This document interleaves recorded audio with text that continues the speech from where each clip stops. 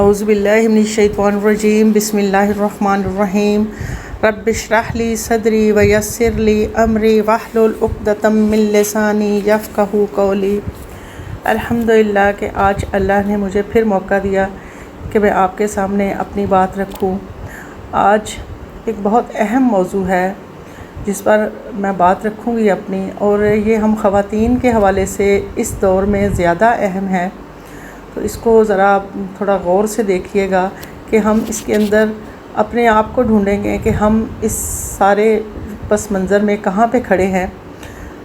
اور انشاءاللہ ہم آج یہاں سے کچھ سیکھ کے اٹھیں گے۔ تو صبر اور شکر پہ میں بات کروں گی، اور اس میں صبر ایوب پہ انشاءاللہ تھوڑی مفصل بات ہوگی۔ تو اس سے پہلے میں آپ کے سامنے اس کا مفہوم رکھنا چاہوں گی کہ صبر کا جو لغوی مطلب ہے وہ کیا ہے کہ مویشی کو چارے کے بغیر رکھنا، یعنی اس کو جنگ کے لیے تیار کرنا، مصائب میں بے قراری کا اظہار نہ کرنا، باندھ دینا، قید کرنا، برداشت کرنا۔ اب یہ صبر کا لغوی معنی تھا۔ اگر ہم اس کے اصطلاحی مفہوم کو دیکھتے ہیں کہ قرآن کی جو زبان ہے اس میں صبر کا مفہوم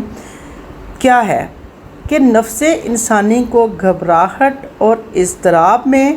اور مشکلات کے وقت روکنا اور پریشانی کا اظہار نہ کرنا، بلکہ استقامت، جواں مردی اور خندہ پیشانی کے ساتھ تمام پریشانیوں کا مقابلہ کرنا صبر کہلاتا ہے۔ اب اصل بات یہ ہے کہ صبر جو ہے نا وہ دل کی کمزوری نہیں ہے، یہ بے بسی کی خاموشی نہیں ہے، یہ مجبور ہو کر درگزر کرنے کا نام بھی نہیں ہے، بلکہ اصل میں یہ دل کی انتہائی قوت، ہمت کی بلندی اور مشکلات و مصائب کو خدا کے بھروسے پر خاطر میں نہ لانے کا نام ہے۔ اگر آپ اس کو سمجھنا چاہیں تو اس کوٹیشن سے آپ کو یہ بات سمجھ میں آ جائے گی کہ کسی نے بہت اچھا کہا کہ کبھی خدا کو یہ نہ بتاؤ کہ تمہاری مصیبتیں کتنی بڑی ہیں، بلکہ اپنی مصیبتوں کو بتاؤ کہ تمہارا خدا کتنا بڑا ہے۔ اب ہم اس کو دیکھتے ہیں کہ اگر قرآن میں شروع میں دیکھیں تو، خیر شروع تو نہیں کہنا چاہیے، سورہ کہف میں بھی دیکھیں تو آپ کو حضرت موسیٰ علیہ السلام کا ذکر وہاں پہ آئے گا، اور ایک ہی قصے میں تین جو ہے نا وہ بار ایک دو آیات میں ہی بتا دیا گیا کہ صبر کتنا جو ہے نا وہ ضروری ہے۔ کہ جب حضرت موسیٰ علیہ السلام حضرت خضر علیہ السلام کے ساتھ جو ہے نا وہ ملتے ہیں تو حضرت خضر علیہ السلام ان سے فرماتے ہیں، سورہ کہف کی آیت ہے، قال انک لن تستطیع معی صبرا وکیف تصبر علی ما لم تحط بہ خبرا۔ فرمایا تم میرے ساتھ صبر نہ کر سکو گے، اور اس بات پر کیسے صبر کر سکتے ہو جس کا تمہیں علم ہی نہیں۔ آگے سے موسیٰ علیہ السلام جواب دیتے ہیں، ستجدونی ان شاء اللہ صابرا، اگر اللہ نے چاہا تو آپ مجھے صابر پائیں گے۔ یہاں جو حضرت موسیٰ علیہ السلام نے اپنے آپ کو صابر کہا ہے، اس کا مطلب یہ ہے کہ جب عجیب و غریب قسم کے واقعات معرض وجود میں آئیں گے تو میں ان پر اضطراب اور بے چینی کا اظہار نہیں کروں گا۔ اب قرآن میں اگر اس لفظ کی تشریح ہم سمجھنا چاہیں صبر کے بارے میں، تو قرآن میں صبر جو لفظ ہے وہ عزم کی پختگی اور استقامت کے معنی میں استعمال ہوا ہے، اور اس میں حالات کے مطابق کہیں تھوڑا بہت رد و بدل بھی آتا ہے۔ قرآن میں صبر کا لفظ ان معنی میں استعمال ہوا ہے، انشاءاللہ ان کو دیکھتے ہیں کہ سب سے پہلی جو بات ہے، قرآن کہتا ہے کہ صبر کے لیے مناسب وقت کا انتظار بہت ضروری ہے۔ جب حضور اکرم صلی اللہ علیہ وسلم نے لوگوں کے سامنے دعوت اسلام کا آغاز کیا تو عرب کا ایک ایک ذرہ پہاڑوں کی صورت میں دشمنی پر آمادہ ہو گیا۔ ہر طرف سے عداوت اور دشمنی کے مظاہرے ہونے لگے، اپنے نہ رہے، اور بیگانوں کی کیا بات ہے، وہ تو پھر پرائے تھے، لیکن اپنوں نے دشمنی میں ان کو بھی پیچھے چھوڑ دیا۔ لیکن اس کے باوجود آپ صلی اللہ علیہ وسلم اپنے کام میں لگے رہے۔ سورہ طور میں اللہ تعالیٰ فرماتا ہے وَاصْبِرْ لِحُکْمِ رَبِّکَ فَإِنَّکَ بِأَعْیُنِنَا، اے رسول تو اپنے پروردگار کے فیصلے کا ثابت قدمی کے ساتھ منتظر رہ، کیونکہ تو ہماری آنکھوں کے سامنے ہے۔ یہ رسول کو حکم دیا جا رہا ہے۔ آپ دیکھیں کہ اللہ کا فیصلہ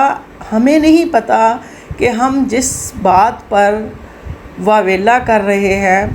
وہ آئندہ جا کے ہمیں ہماری نظروں میں بعض دفعہ شرمندہ کر دیتا ہے کہ ہم فی الواقعہ ایک چیز کے لیے بہت بے صبرے ہو رہے ہوتے ہیں اور وہ چیز ہمیں نہیں ملتی، لیکن مستقبل میں جب ایسے حالات پیش آ جاتے ہیں کہ ہمیں اندازہ ہو جاتا ہے کہ اس چیز کا نہ ملنا ہمارے حق میں بہت زیادہ بہتر تھا، اللہ کا شکر ادا کرتے ہیں کہ شکر ہے اللہ وہ چیز ہمیں ملی نہیں اور تو نے ہمیں بہت بڑی آزمائش سے بچا لیا۔ تو ایک مناسب وقت کا انتظار ضروری ہے۔ دوسری جو چیز صبر کے بارے میں ہے کہ بے قراری نہیں چاہیے۔ مصیبتیں آئیں گی، پریشانیاں آئیں گی، بے چینیاں آئیں گی، ان کو ہم نے اللہ کا حکم اور اس کی مصلحت سمجھ کر خوشی خوشی برداشت کرنا ہے۔ اس کی مثال اگر بہترین دینی ہو تو حضرت یعقوب علیہ السلام کی مثال دی جا سکتی ہے کہ جب ان کے بیٹے یہ جھوٹی خبر لے کے آئے کہ یوسف علیہ السلام کو بھیڑیے نے کھا لیا ہے تو آپ نے کیا فرمایا؟ فَصَبْرٌ جَمِیلٌ وَاللَّهُ الْمُسْتَعَانُ عَلَىٰ مَا تَصِفُونَ، تو بہتر صبر ہے اور خدا سے اس پر مدد چاہی جاتی ہے جو بیان کر رہے ہو۔ پھر آپ دیکھیں کہ حضرت ایوب علیہ السلام کے بارے میں اللہ نے فرمایا کہ اِنَّا وَجَدْنَاهُ صَابِرًا، ہم نے بے شک ایوب کو صابر پایا۔ تو یہ دو چیزیں صبر میں آپ کو نظر آئیں گی پیغمبروں میں۔ پھر آپ حضور اکرم صلی اللہ علیہ وسلم کی زندگی تو آپ کے سامنے ہی ہے، ان کی سیرت جب ہم پڑھتے ہیں تو قدم قدم پر صبر، قدم قدم پر صبر کی تلقین، شکر کی تلقین۔ ہمیں بے شمار واقعات ایسے ملیں گے جو مکہ میں پیش آئے، جو مدینہ میں پیش آئے۔ تو اس وقت کیا ہوا؟ اگر بے صبرے پن کا مظاہرہ کیا جاتا تو کیا اسلام اتنی قوت پکڑتا؟ کبھی بھی نہیں۔ کیا صحابہ کی تعداد میں اضافہ ہوتا؟ کبھی بھی نہیں۔ کیا جنگیں جیتی جا سکتی تھیں؟ کبھی بھی نہیں۔ آپ دیکھیں ایک ایک صحابی نے صبر کیا، انہوں نے جب اپنے رہنما کو صبر کرتے دیکھا تو ان کے اندر بھی یہ صفت بہت زیادہ جو ہے نا وہ اللہ نے رکھی کہ انہوں نے بھی صبر کیا۔ پھر آگے چلتے ہیں کہ صبر میں اگلی کون سی چیز بہت ضروری ہے کہ مشکلات کو خاطر میں نہیں لانا۔ یہ بھی صبر کا ایک مفہوم ہے کہ جب ہم کسی منزل کی طرف چلیں گے تو رستے آسان نہیں ہوں گے، اور اگر وہ منزل اسلام کو پانے کی منزل ہے، اللہ کی رضا کی منزل ہے، تو اس رستے میں تو شیطان گھات لگا کے کھڑا ہوگا۔ پھر ہم کیسے سمجھ لیں کہ یہ ایک پھولوں کی سیج ہوگی؟ کبھی بھی نہیں۔ تو اس رستے میں مشکلات بھی آئیں گی، خطرات بھی آئیں گے، رشتہ داریاں بھی خراب ہوں گی اور لڑائیاں بھی ہوں گی، جھگڑے بھی ہوں گے لوگوں سے، یعنی لوگ ہمارے ساتھ جھگڑنا چاہیں گے، لیکن ہمارا رویہ وہاں پر کیا ہوگا کہ ہمیں صبر کے ساتھ جو ہے نا ان سارے حالات کا مقابلہ کرنا ہوگا اور ہمیں اپنی ہمت کو پست نہیں ہونے دینا۔ آپ حضرت بلال کی مثال لیں کہ جب وہ غلام تھے تو ان کے ساتھ کیا سلوک ہوتا تھا۔ ان کا جو آقا تھا، جب اس نے دیکھا کہ یہ احد احد کہے جا رہا ہے اور چپ ہی نہیں کرتا، اس نے ان کا منہ بند کرنے کی ہر ممکن کوشش کی، لیکن آپ نے کتنے بہترین صبر کا مظاہرہ کیا، بھوکے پیاسے۔ آج ہم اے سی کی ٹھنڈک میں بیٹھ کے بھی تنگ ہوتے ہیں گرمی سے، ہم گاڑی میں بیٹھتے ہیں تو اے سی، مال میں جاتے ہیں تو اے سی، بازار میں جاتے ہیں تو اے سی، اس کے باوجود بھی ہمیں اسلام پر یا دین پر چلنا مشکل لگتا ہے۔ مکے کی تپتی ہوئی ریت پر لٹا دیا گیا، سینے پر پتھر رکھا گیا، پاؤں میں رسیاں باندھ دی گئی کہ لڑکے اس کو کھینچتے رہے، اور وہ تکلیف کہ کوئی ریت جو ہے نا وہ سیدھی تھوڑی تھی، اس کے اندر کوئی کنکر پتھر بھی ہوں گے، کوئی کانٹے بھی ہوں گے، تو کتنا صبر تھا، لیکن اپنی منزل سے ایک قدم ہٹنے کو تیار نہ ہوئے، منزل کی طرف بڑھتے چلے گئے۔ پھر آپ دیکھیں کہ خباب بن ارت کا واقعہ آتا ہے کہ انہوں نے حضور صلی اللہ علیہ وسلم کعبے کے پاس شاید لیٹے ہوئے ہیں، وہ کہتے ہیں کہ یا رسول اللہ علیہ وسلم آپ ہمارے لیے دعا کیوں نہیں کرتے، ہماری زندگی مشکل ہو گئی ہے، لوگوں نے پریشان کر دیا ہے۔ ایک دم اٹھتے ہیں آپ صلی اللہ علیہ وسلم اور بیٹھ جاتے ہیں اور کہتے ہیں کہ تم پر تو ابھی وہ وقت ہی نہیں آیا جو تم سے پہلے لوگوں پر گزرا ہے۔ لوگوں کو آری سے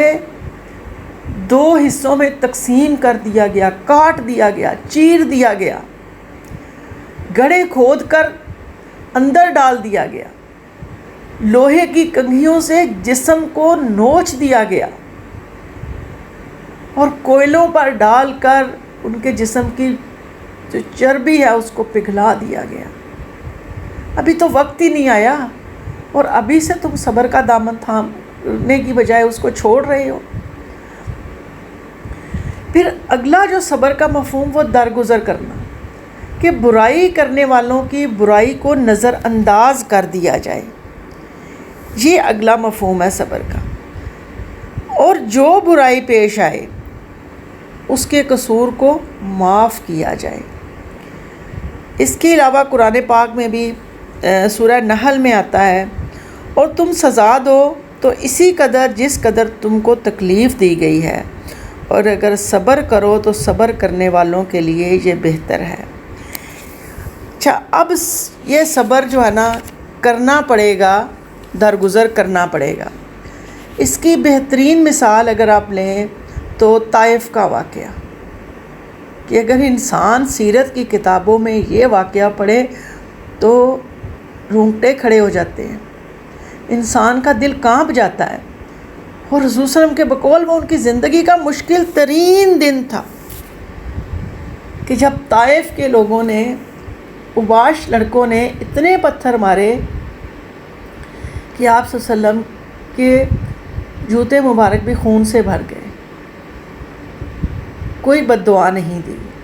کوئی واویلا نہیں، کوئی شور نہیں، کوئی شکایت نہیں۔ طائف کی وادی خون کی وادی بن گئی، جہاں جہاں سے گزر رہے ہیں وہ پاؤں سے چھینٹے خون کے یقیناً زمین پہ گرتے ہوں گے، یقیناً آپ صلی اللہ علیہ وسلم کے خون سے طائف کی گلیاں جو ہے نا وہ کہیں نہ کہیں ان پہ قطرے گرے ہوں گے۔ سوچیں کتنی تکلیف دے یہ بات۔ ہماری تو ایک چھوٹی سی انگلی کٹ جائے کچن میں کام کرتے ہوئے تو ہم کئی دن تک اس کو لے کے بیٹھے رہتے ہیں، لیکن مقصد کتنا عظیم تھا آپ صلی اللہ علیہ وسلم کا کہ آپ نے پھر بھی کوئی واویلا نہیں۔ اتنے میں پہاڑوں کا فرشتہ حضرت جبرائیل علیہ السلام کے ساتھ حاضر ہوتا ہے اور آپ صلی اللہ علیہ وسلم سے کہتا ہے کہ اگر آپ حکم دیں تو یہ جو کچھ انہوں نے کیا ہے اس کی پاداش میں ان کو 2 پہاڑوں کے درمیان پیس کر رکھ دیا جائے، یہ ان کے جرم کی اتنی سزا ہونی چاہیے کم از کم، اگلے جہان میں تو ملنی ہی ہے۔ لیکن آپ صلی اللہ علیہ وسلم نے کیا کہا؟ کہہ دیا ابھی پیس دو، میرے ساتھ کیا نا تو خود ہی پتہ چل جائے گا، بھگت لینا۔ ہمارے رویے تو ایسے ہی ہے نا، لیکن وہ نبی تھے، وہ پیغمبر تھے، اللہ تعالیٰ نے ان کو صبر کے لیے ہی شاید بنایا تھا، شکر کے لیے ہی بنایا تھا۔ اس وقت آپ صلی اللہ علیہ وسلم نے کہا نہیں، مجھے امید ہے کہ ان کی نسلوں میں سے کوئی ایسا بندہ نکلے گا جو کہ اسلام کو بہت زیادہ پھیلانے والا ہوگا۔ آپ دیکھیں یہ نبی کی دعا تھی جو انہوں نے وہاں کھڑے ہو کے دی، ان چور چور زخمی حالتوں میں، زخموں سے چور بدن کے ساتھ، اور نبی کی دعا کب قبول ہوئی؟ کیا اسی وقت قبول ہو گئی؟ نہیں، کئی سالوں کے بعد، کئی صدی شاید گزر چکی ہو۔ تو جو سندھ میں اسلام پھیلا، فاتح سندھ محمد بن قاسم، وہ بنو ثقیف قبیلے سے تھا جس کا تعلق اسی وادی سے تھا۔ آج جو میں اور آپ مسلمان ہیں وہ اسی وجہ سے ہے، الحمدللہ۔ پھر حضرت نوح علیہ السلام کی اگر مثال دیکھیں تو یہ ثابت قدمی میں اگلا ہے کہ مقصد کے پورا ہونے تک ہر تکلیف اور مشکلات کا مقابلہ کرنا ہے۔ اس میں جو ہے نا حضرت نوح علیہ السلام کی مثال دی جا سکتی ہے کہ 950 سال تبلیغ کی، 950 سال کے بعد کتنے لوگ تھے جو اللہ کو ماننے والے اٹھے؟ چند نفوس۔ کہ وہ ایک کشتی تھی، کتنی بڑی ہو سکتی ہے ایک کشتی؟ کتنی جو ہے نا وہ وسیع و عریض ہو سکتی ہے ایک کشتی، کہ جس میں سارے جانوروں کا بھی ایک ایک جوڑا رکھا اور لوگوں کو بھی بٹھا لیا۔ لیکن کبھی اس کو گہرائی میں سوچیں نا تو خود ہی انسان یہ سمجھ جاتا ہے کہ جب اللہ صبر کا پھل دیتا ہے نا تو وہ اس طرح کے زندہ معجزے دکھاتا ہے۔ آپ سوچیں، جس طرح میں سوچتی ہوں کہ ایک کشتی ہے، وہ پانی کے اوپر جا رہی ہے، اس کے اندر انسان بھی ہیں، جانور بھی ہیں۔ اب اوپر سے کوئی کور تو نہیں ہے نا، اور آسمان اس طرح کھلا ہوا ہے کہ جس طرح اس کے سارے دروازے آج کھل گئے ہیں اور ہر دروازے سے بے شمار پانی نیچے آ رہا ہے۔ اب کشتی کے لوگ بھیگ رہے ہیں نا اس پانی میں، ایک جنرل بات ہے نا، بھیگ رہے ہیں اور وہ پانی ظاہر بات ہے کشتی کے اندر بھی آ رہا ہے۔ اب وہ کوئی کور ایریا تو ہے نہیں، لیکن اللہ کا حکم تھا کہ اس کشتی نے تیرنا ہی تھا، اس کو وہ پانی کوئی نقصان نہیں پہنچا رہا تھا۔ آپ سوچیں یہ کیا تھا؟ یہ ان کے صبر کا پھل اللہ دے رہا تھا نا، کہ اتنے کھلے معجزات ہمیں پیغمبروں کی زندگی میں ملتے ہیں کہ انسان سوچتا ہے کہ واقعتاً اللہ تعالیٰ صبر کرنے والوں کو کبھی بھی بے یار و مددگار نہیں چھوڑتا۔ پھر حضور صلی اللہ علیہ وسلم کی 13 سالہ مکی زندگی، صبر کیا اور شکر کیا تو اللہ تعالیٰ نے مدینہ بھی دیا اور اس کی سلطنت بھی دی، اور اس کے بعد جزیرہ نما عرب بھی مسلم ہوا اور مکہ بھی ہاتھ میں آ گیا بغیر قطرہ خون بہائے۔ یہ ان کے صبر کا ہی جو ہے نا وہ اللہ نے ان کو صلہ دیا تھا۔ اس کے بعد آگے آ جائے گا جناب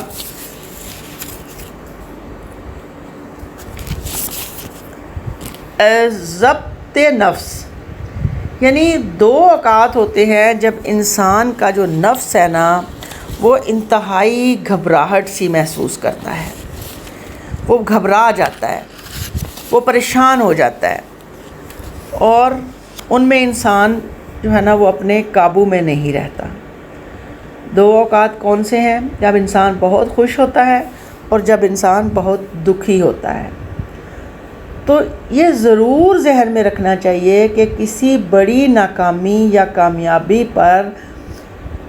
یا اس کے ملنے پر نفس پر قابو رکھنا اور ضبط سے کام لینا مشکل ضرور ہے،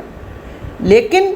انسان کے رویے کی یا انسان کی شخصیت کی اصل آزمائش اسی جگہ پر ہوتی ہے۔ ارشاد باری تعالیٰ ہے، لیکن وہ جنہوں نے صبر اور ضبط نفس کیا اور اچھے کام کیے، یہ لوگ ہیں جن کے لیے معافی اور بڑا انعام ہے۔ یعنی اگر صبر کریں گے تو معافی بھی ملے گی اور انعام بھی بڑا ملے گا، اور اگر صبر نہیں ہوگا تو یوں سمجھ لیں کہ دین بھی ہاتھ سے گیا اور دنیا تو گئی آخرت بھی ہاتھ سے چلی گئی۔ اب اگر شکر کو دیکھیں تو شکر کا مفہوم بھی صبر کی طرح کا ہی ہے، یعنی اظہار نہ کرنا پریشانی کا، اور اظہار احسان کرنا، تھوڑے پر صبر کرنا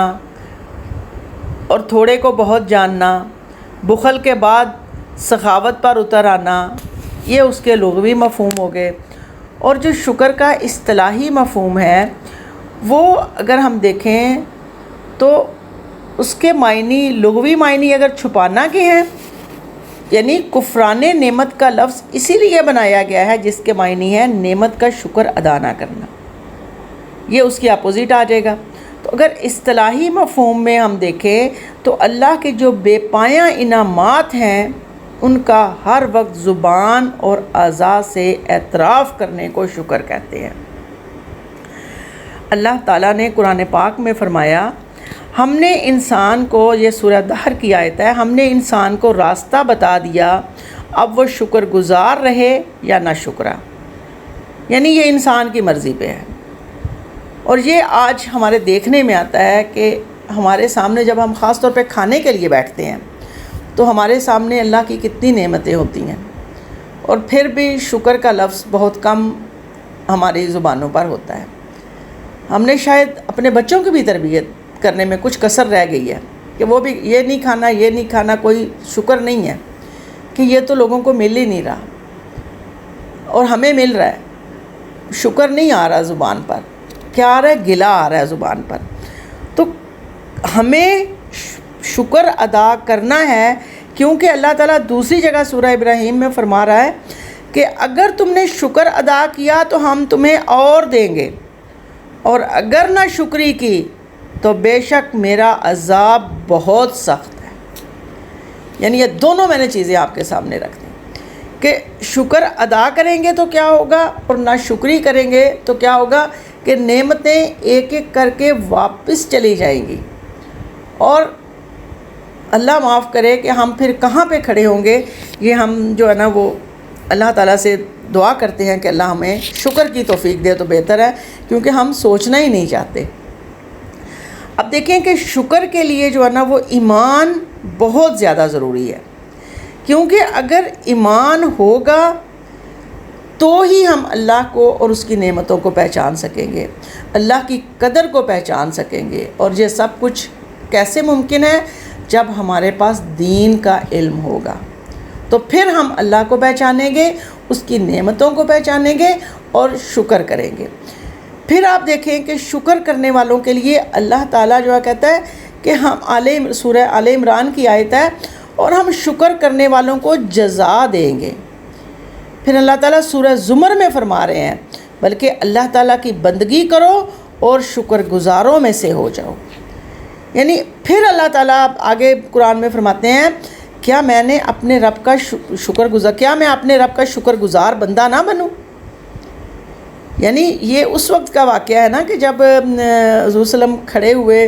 نماز کے لیے تو آپ صلی اللہ علیہ وسلم کے پاؤں مبارک سوج گئے، اور حضرت عائشہ نے کہا کہ یا رسول اللہ علیہ وسلم آپ تو اتنے معصوم ہیں، آپ کو تو اللہ نے بخش دیا ہے، اب کیوں اتنی مشقت کر رہے ہیں، کیوں اتنی تکلیف اٹھا رہے ہیں؟ تو آپ صلی اللہ علیہ وسلم نے کیا جواب دیا؟ افلا اکون عبدا شکورا، کیا میں اپنے رب کا شکر گزار بندہ نہ بنوں؟ یعنی رویہ دیکھے کہ آج اگر کسی کو کہہ دیا جائے نا کہ تمہارا جو ہے نا وہ سارا عمل اللہ کو پسند آ گیا ہے، اب تم جنت میں جاؤ گے، لہٰذا تم کوئی عمل نہ کرو، تو اس نے بالکل سائڈ پہ ہو کے بیٹھ جانا ہے۔ لیکن یہ وقت کے رسول تھے، یہ وقت کے رسول تھے جنہوں نے صبر اور شکر کی مثال ہمارے سامنے کھڑی کر دی۔ تو اللہ تعالیٰ ہمیں ایسا ہی شکر کرنے والا بنائے اور ایسا ہی صبر کرنے والا بنائے۔ اب ہم آگے چلتے ہیں کہ جیسے میں نے آپ کو بتایا تھا کہ ہم حضرت ایوب علیہ السلام کے متعلق قرآن میں اور بہت جگہوں پہ دیکھتے ہیں کہ ان کا صبر بہت مشہور تھا۔ تو آج ہم تھوڑی سی ان کا زندگی دیکھتے ہیں، تھوڑی سی ان کی، کہ سیدنا ایوب علیہ السلام کس دور میں مبعوث ہوئے اور آپ نے کتنا عرصہ تبلیغ کا فریضہ سر انجام دیا، اور آپ نے اپنی قوم کے ساتھ کیا سلوک کیا، یا قوم نے بھی آپ کو کیا جواب دیا۔ یہ کچھ ایسے سوالات ہیں جن کی تفصیل ہمیں قرآن یا سنت میں نہیں ملتی۔ قیاس سے یہ کہا جا سکتا ہے کہ آپ سیدنا یوسف علیہ السلام اور سیدنا شعیب علیہ السلام کے درمیانی زمانہ میں، یعنی تقریباً 1500 سال قبل مسیح مبعوث ہوئے تھے۔ ابن عساکر کے مطابق ایوب علیہ السلام کی والدہ لوط علیہ السلام کی بیٹی تھی، اور ایوب علیہ السلام کے والد ان لوگوں میں شامل تھے جو ابراہیم علیہ السلام پر ایمان لائے تھے۔ یہ تو آپ کو پتہ ہی ہوگا نا کہ جب حضرت ابراہیم علیہ السلام نے ہجرت کی تھی تو ان کے ساتھ ان کے یہ بھتیجے تھے حضرت لوط علیہ السلام، تو آگے سے ان کی ہی بیٹی ہیں جو کہ ایوب علیہ السلام کی ماں تھیں، اور ان کے جو والد تھے ایوب علیہ السلام کے وہ حضرت ابراہیم علیہ السلام پر ایمان لائے تھے۔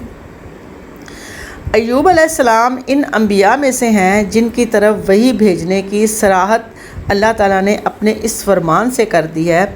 ہم نے اے محمد صلی اللہ علیہ وسلم تیری طرف وحی بھیجی جیسے ہم نے وحی بھیجی نوح علیہ السلام پر اور ان نبیوں پر جو اس کے بعد آئے، اور ہم نے وحی بھیجی ابراہیم علیہ السلام اور اسحاق علیہ السلام اور اسماعیل علیہ السلام اور یعقوب علیہ السلام اور اس کی اولاد اور عیسیٰ اور ایوب اور یونس اور ہارون اور سلیمان علیہ السلام پر، اور ہم نے داؤد کو زبور دی۔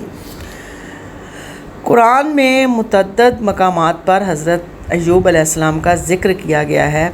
جیسا کہ سورہ نساء کی آیت نمبر 163 میں اللہ تعالیٰ فرماتا ہے، بلا شبہ ہم نے وحی کی آپ صلی اللہ علیہ وسلم کی طرف جیسے ہم نے وحی کی نوح علیہ السلام اور دوسرے نبیوں کی طرف، اس کے بعد اور ہم نے وحی کی ابراہیم علیہ السلام کی طرف اور اسماعیل علیہ السلام کی طرف اور اسحاق، یعقوب اور اس کی اولاد اور عیسیٰ اور ایوب اور یونس اور ہارون اور سلیمان علیہ السلام کی طرف، اور ہم نے داؤد کو زبور دی۔ یہ بھی قرآن میں جو ہے نا وہ صراحت سے آ گیا۔ اسی طرح سورہ انعام کی جو اگر آیت پڑھیں تو آیت نمبر 85 میں جو دوسرے انبیاء کے ناموں کے ساتھ صرف ایوب علیہ السلام کا نام آتا ہے، وہاں ان کے حالات کا کوئی ذکر نہیں ہے۔ لیکن اگر ہم سورہ انبیاء کی آیت نمبر 83 اور 84 دیکھتے ہیں تو اس میں اللہ تعالیٰ جو ہے نا وہ فرماتا ہے، بسم اللہ الرحمن الرحیم، وَأَيُّوبَ إِذْ نَادَى رَبَّهُ أَنِّي مَسَّنِيَ الضُّرُّ وَأَنْتَ أَرْحَمُ الرَّاحِمِينَ۔ اس کو اگر دیکھیں ہم تو، اور جب ایوب علیہ السلام نے اپنے رب کو پکارا، مجھے بیماری لگ گئی ہے اور تو سب رحم کرنے والوں سے بڑھ کر رحم کرنے والا ہے، چنانچہ ہم نے ان کی دعا قبول کی اور جو بیماری انہیں لگی تھی اسے دور کر دیا، اور انہیں ہم نے صرف اس کے اہل و عیال ہی نہ دیے بلکہ ان کے ساتھ اتنے ہی اور بھی دیے، اور یہ ہماری طرف سے خاص رحمت تھی، اور یہ بھی ہے کہ وہ عبادت گزاروں کے لیے ایک سبق بھی تھا۔ آپ دیکھیں کہ یہاں پر انہوں نے پکارا کہ مجھے بیماری لگ گئی ہے۔ اب انہوں نے بیماری کا جو بات ہے وہ انہوں نے شکایت نہیں کی، بلکہ کیا کہا ہے کہ یہ شیطان کی طرف سے ایک چیز ہے جو مجھے مسلسل پریشان کر رہی ہے اور میں اس سے نکلنا چاہتا ہوں۔ تو اللہ تعالیٰ نے کیا کیا کہ جو آپ کا تھوڑا دیکھ لیتے ہیں کہ ان کا ابتدائی زمانہ، کہ اللہ تعالیٰ نے جب ان کے ابتدائی زمانے کا یہاں پہ جو ذکر آیا ہے کہ مجھے بیماری لگ گئی اور تو سب رحم کرنے والوں سے بڑھ کر رحم کرنے والا ہے، تو اگر ہم اس کے ماضی میں جائیں تو آپ کا جو ابتدائی زمانہ تھا وہ بہت خوشحالی کا دور تھا، اور آپ کے پاس مال و اسباب کی کوئی کمی نہیں تھی، بیویاں تھیں، اولاد تھی، ہر چیز وافر تھی، اور آپ بہت اللہ کا شکر ادا کرتے تھے۔ پھر اللہ تعالیٰ نے جب آپ کی آزمائش چاہی تو آپ پر ایک دور ایسا آیا کہ ہر چیز ہاتھوں سے نکل گئی اور آپ ایک ایسی جلدی بیماری میں مبتلا ہو گئے کہ اس وقت اس کا علاج نہیں تھا، اور اس وجہ سے سارے رشتے ایک ایک کر کے چھوٹ گئے، اور یہاں تک کہ آپ کو بستی سے بھی باہر نکال دیا گیا جس بستی میں آپ رہ رہے تھے۔ اور کیا ہوا کہ صرف ایک بیوی تھی جو بستی کے باہر ایک جھونپڑا سا تھا جس میں آپ جو ہے نا وہ رہتے تھے، اور اس دور میں بھی انہوں نے کوئی اللہ تعالیٰ سے بیماری کی شکایت نہیں کی، بلکہ کیا کہہ رہے ہیں کہ کسی چیز کا مطالبہ بھی اس میں نظر نہیں آتا۔ اتنی پیاری یہ دعا ہے نا کہ ایسے محسوس ہوتا ہے کہ کوئی انتہائی صابر اور خوددار آدمی اپنے مالک کو کوئی بات جو ہے نا وہ یاد کرا رہا ہو۔ کہا تو صرف اتنا کہ پروردگار میں طویل مدت سے بیمار ہوں اور تو ارحم الراحمین ہے۔ کتنا پیارا انداز ہے۔ تو پھر کیا ہوا کہ اللہ تعالیٰ نے ان کے امتحان کے طور پر جو ہے نا وہ جو ان کا امتحان تھا وہ ختم کیا، اور اللہ تعالیٰ نے جو ہے نا وہ ان سے کہا کہ تم امتحان میں کامیاب ہو گئے ہو، اور اب یوں کرو کہ تمہاری دعا بھی قبول ہو گئی ہے، تو تم زمین پر اپنا پاؤں مارو۔ زمین پر جب پاؤں مارا تو ایک ٹھنڈے پانی کا چشمہ پھوٹ نکلا، اور حکم دیا کہ اس پانی سے نہاؤ بھی اور اس کو پیو بھی، اور اس کے نہانے سے اور پینے سے آپ کی جو جلد تھی وہ بالکل ٹھیک ہو گئی، اور اس طرح جو ہے نا وہ آپ کو اللہ تعالیٰ نے شفائے کاملہ عطا کی۔ اسی بات کو سورہ صاد میں اللہ تعالیٰ یوں بیان فرما رہے ہیں، اور ہم نے انہیں اپنے یہاں سے شروع کر رہی ہوں، سوری، اور ہمارے بندے ایوب کا ذکر کیجئے جب انہوں نے اپنے پروردگار کو پکارا کہ شیطان نے مجھے سخت تکلیف اور عذاب میں ڈال دیا ہے، تو ہم نے اسے حکم دیا کہ اپنا پاؤں زمین پر مارو، یہ ہے ٹھنڈا پانی نہانے کے لیے اور پینے کے لیے، اور ہم نے انہیں اور ان کے اہل و عیال اور عطا کیے، اور اپنی مہربانی سے ان کے ساتھ اتنے اور بھی دیے، اور یہ اہل عقل و خرد کے لیے ایک نصیحت ہے۔ یعنی ان پر اللہ تعالیٰ نے کیا انعام کیا ان کے صبر کے لیے، کہ حضور اکرم صلی اللہ علیہ وسلم فرماتے ہیں، حضرت ابو ہریرہ سے روایت ہے کہ آپ صلی اللہ علیہ وسلم نے فرمایا کہ جب ایوب علیہ السلام غسل فرما رہے تھے تو آپ پر سونے کی ٹڈیوں کی بارش ہوئی، جنہیں آپ اپنے کپڑوں میں اکٹھا کرنے لگے۔ اللہ تعالیٰ نے انہیں پکارا کہ اے ایوب، کیا میں نے تمہیں ان ٹڈیوں سے بے نیاز نہیں کر دیا؟ انہوں نے عرض کیا، ٹھیک ہے، لیکن اے پروردگار، میں تیری برکت سے کیسے بے نیاز ہو سکتا ہوں؟ یہ ہے وہ صبر ایوب جس کے بارے میں اکثر جو ہے نا وہ سنتے ہیں، کہ وہ نصیحت یہ ہے کہ ہر ایماندار اور صاحب عقل کو چاہیے کہ وہ خوشحالی کے دور میں اللہ کا شکر ادا کرے، اور اگر کسی مصیبت یا پریشانی میں یا اس پر تنگی ترشی کا دور آ جائے تو سیدنا ایوب علیہ السلام کی طرح صبر کا مظاہرہ کرے، اور اللہ تعالیٰ سے اپنا ایسا ہی معاملہ رکھے تاکہ اللہ تعالیٰ اس کو انعامات سے نوازے۔ اب آگے جو آیا وہ تنکوں کا ایک مٹھا، تو اس کی جو تفصیل آتی ہے کہ آپ بیماری میں بہت زیادہ چڑچڑے ہو گئے تھے۔ آپ کی بیماری کی مدت 12 سال، 13 سال، 18 سال مختلف جگہوں پہ لکھی ہوئی ہے، تو جتنی بھی تھی وہ ہر ایک نے آپ کا ساتھ چھوڑ دیا، تو صرف ایک بیوی تھی جو اس عرصے میں آپ کے ساتھ رہیں، تو کسی بات پر بیوی سے غصہ ہوئے اور کہنے لگے کہ میں جب تندرست ہو جاؤں گا تو تمہاری اس ناشکری کی بات پر جو ہے نا میں تمہیں 100 لکڑیاں ماروں گا۔ تو اب جب سب کچھ پریشانی دور ہو گئی تو انہیں اپنی بات پر جو ہے نا وہ افسوس ہونے لگا کہ اس بیوی نے میرا اتنے برے وقت میں ساتھ دیا، اور میں نے یہ کیا جو ہے نا وہ قسم کھائی، یا میں نے کیا منہ سے بات نکالی۔ تو اللہ تعالیٰ نے وہاں پر فرمایا کہ ایک جھاڑو لو جس میں 100 تنکے ہوں، اس سے بس ایک معمولی سی ضرب لگاؤ، اور اس طرح جو ہے نا وہ اپنی قسم پوری کرو، اور یہ ایک جو ہے نا وہ تمہیں عذر دیا جاتا ہے۔ اب یہ شرعی ہیلہ اس کو کہا جاتا ہے۔ اب یہاں پر ایک یہ بھی بحث چل نکلی کہ آیا یہ ہیلہ جائز تھا؟ تو اس کے بارے میں سعید بن سعد بن عبادہ کہتے ہیں کہ سعد بن عبادہ یعنی سعید راوی کے باپ ایک ناقص الخلقت بیمار شخص کو پکڑ کر رسول پاک صلی اللہ علیہ وسلم کے پاس لائے کہ وہ محلہ کی لونڈیوں میں سے کسی ایک کے ساتھ زنا کر رہا تھا۔ آپ صلی اللہ علیہ وسلم نے فرمایا کہ کھجور کی ایک بڑی ٹہنی پکڑ اور جس میں 100 چھوٹی ٹہنیاں ہوں، اور ایک مرتبہ اسے مارو۔ یہ ایک ہیلہ آپ نے اس لیے اختیار کیا کہ وہ 100 درے کھانے کی تاب نہ رکھتا تھا، اور اس صورت میں اس کا مر جانا یقینی تھا، تو اس طرح آپ نے ایک جو شرعی بات تھی وہ بھی پوری کر دی، اور اس شخص کو موت کے حوالے بھی نہیں کیا۔ تو یہ اللہ تعالیٰ کا احسان ہے کہ اللہ تعالیٰ نے شریعت میں اس طرح کی چیزیں رکھی ہیں جو کہ ہمیں جو ہے نا وہ بہت زیادہ رہنمائی ہماری کرتی ہیں۔ اب صبر کی فضیلت دیکھتے ہیں کہ اللہ تعالیٰ کا ارشاد ہے کہ صبر کرنے والوں کو ان کی مزدوری بے حساب ملے گی۔ پھر صبر کرنے کی فضیلت میں صبر کرنے کا وقت بھی آتا ہے کہ صبر کرنے کا موقع جو ہے نا اس وقت ہوتا ہے جب انسان پر تازہ مصیبت وارد ہو،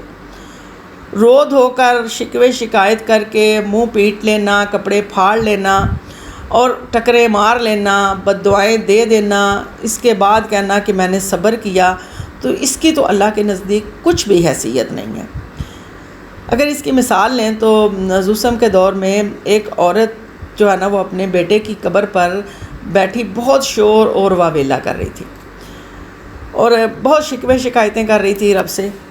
تو حضور صلی اللہ علیہ وسلم کا اپنے ساتھیوں کے ساتھ وہاں سے گزر ہوا تو آپ صلی اللہ علیہ وسلم نے اس کو صبر کی جو ہے نا وہ تلقین کی، تو وہ تو غصے سے بولی کہ آپ کو کیا پتا کہ یہ کیسی تکلیف ہے، میں کس پریشانی میں ہوں، آپ نے تو آ کے ایک بات کر دی نا۔ وہ آپ صلی اللہ علیہ وسلم کو نہیں پہچانتی تھی۔ جب آپ صلی اللہ علیہ وسلم تھوڑا آگے گئے اور کسی صحابی نے کہا کہ اے عورت تجھے پتہ ہے یہ تو نے کس سے بات کہی ہے، وہ پھر دوڑ کے حضور صلی اللہ علیہ وسلم کے پاس گئی اور اس نے کہا کہ یا رسول اللہ میں نے صبر کیا۔ تو آپ صلی اللہ علیہ وسلم نے کہا صبر وہ جو پہلی چوٹ پر کیا جائے۔ اتنے شور و غل اور واویلے کے بعد صبر کرنا اس کی جو ہے نا اہمیت کو ختم کر دیتا ہے۔ پھر دوسرا یہ ہے کہ دعا اور صبر سے مشکلات کا ازالہ ہوتا ہے۔ قرآن پاک میں اللہ تعالیٰ کا ارشاد ہے صبر اور نماز سے مدد حاصل کرو۔ یہ دو چیزیں ہیں جن کا اللہ نے بتا دیا کہ صبر اور نماز یہ دو مصیبتوں کو دور کرتی ہیں اور انسان کو تقویت دیتی ہیں۔ پھر اس کے علاوہ صبر کا جو سب سے بڑا فائدہ ہے وہ یہ ہے کہ اس سے سابقہ گناہوں کی معافی مل جاتی ہے، کیونکہ صبر کا جو شمار ہے نا وہ بڑی بڑی نیکیوں سے ہوتا ہے اور اس سے انسان کی پچھلی غلطیاں جو ہے نا وہ مٹ جاتی ہیں۔ ارشاد ربانی ہے جنت اور خدا کی خوشنودی ان کو حاصل ہوتی ہے جو کہتے ہیں اے پروردگار ہم ایمان لا چکے، ہمارے گناہوں کو معاف کر اور ہم کو دوزخ کے عذاب سے بچا، اور صبر کرنے والے اور سچ بولنے والے اور بندگی میں لگے رہنے والے اور خدا کی راہ میں خرچ کرنے والے اور پچھلی راتوں کو خدا سے اپنے گناہوں کی معافی مانگنے والے۔ یہ سورہ آل عمران کی آیت تھی۔ اب اولاد کی تربیت میں صبر یہ بہت زیادہ ضروری ہے اور ہمیں اس کو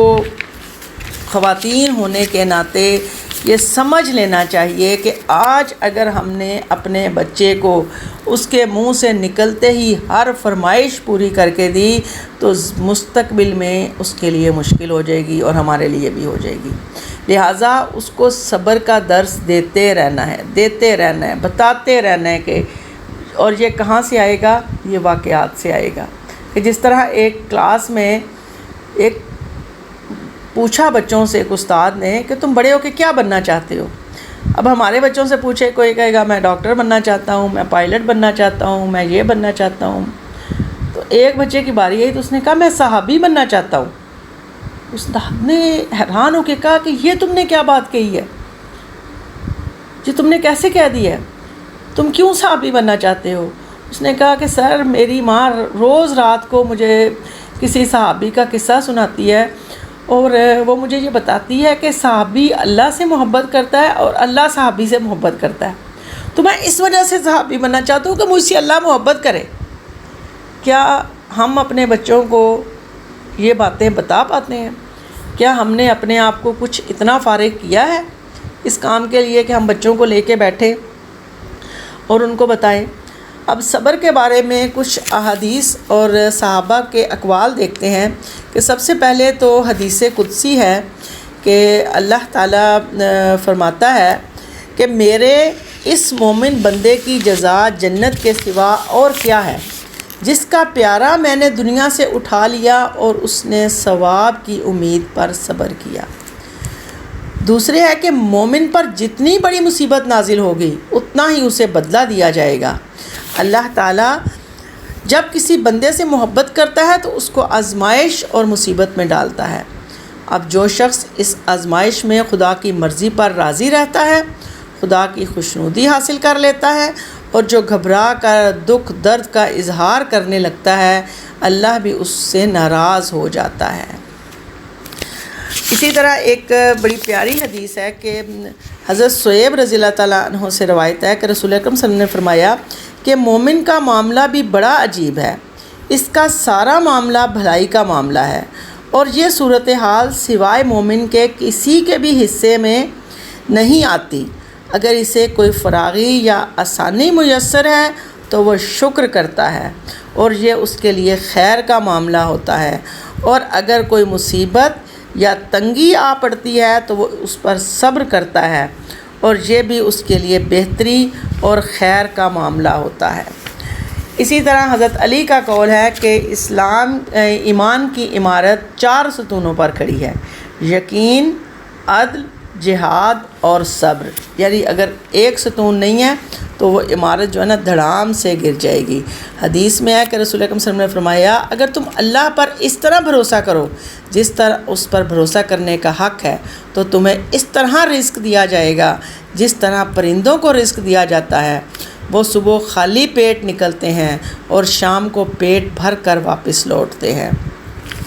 تو یہ ہمیں ذہن میں رکھنا چاہیے۔ پھر بیماری کے حوالے سے ایک بات بہت ضروری ہے کہ جب کوئی بیمار ہو تو ہم جا کے اس کو تسلیاں تو دیتے ہیں لیکن اس کا حوصلہ پست کرنے میں بھی کوئی کسر نہیں چھوڑتے۔ تو بیماری اللہ کی جانب سے ہے اور ہمیں پیغمبروں کی زندگی سے ملتا ہے کہ ہر پیغمبر اور صحابی صحابیات بیمار ہوئے لیکن کیا تھا؟ توکل کا دامن نہیں چھوڑا، اللہ پر توکل کیا۔ دنیاوی سہارے ضرور ڈھونڈے جو دوائیوں کی صورت میں ہیں لیکن اللہ پر توکل کیا اور شکایتیں نہیں کیں۔ یہ نہیں کہا کہ فلاں تو کبھی بیمار نہیں ہوا، ایک ہم بیمار ہوتے ہیں یا ہمارے بچے بیمار ہوتے ہیں۔ آج ہمارا رویہ یہ ہے نا، وہ فلاں کو تو کبھی کچھ نہیں ہوا، ہمارے ساتھ روز یہ معاملہ ہو جاتا ہے۔ تو بیماری میں ہمیں بہت مضبوط رہنا ہے۔ بیماری تو انسان کے گناہ جھاڑنے کا ذریعہ ہے۔ اللہ تعالیٰ گناہوں کو ایسے جھاڑتے ہیں جیسے خزاں میں درختوں سے پتے جھڑتے ہیں۔ تو جتنا ہم اس وقت اللہ کا شکر ادا کریں گے، صبر کریں گے، اللہ کا ذکر کریں گے اور اللہ کی طرف سے آئی ہوئی آزمائش اس کو سمجھیں گے، اتنا ہی اللہ تعالیٰ جو ہے نا وہ ہمیں بیماری میں سے سرخرو کر کے نکالے گا اور ہمیں بیماری میں سے گناہوں کے پاک ہونے کا اس بیماری کو ہمارا ذریعہ بنا دے گا۔ میں آخری بات کرنا چاہوں گی اور میں اپنی بات ختم کرنا چاہوں گی اس بات پر کہ صبر کرنا اور قدر کرنا نصیب والوں کے حصے میں آتا ہے، کیونکہ صبر کرنا آپ کو ہیرا بناتا ہے اور قدر کرنا ہیروں سے ملوا دیتا ہے۔ وآخر دعوانا ان الحمد للہ رب العالمین۔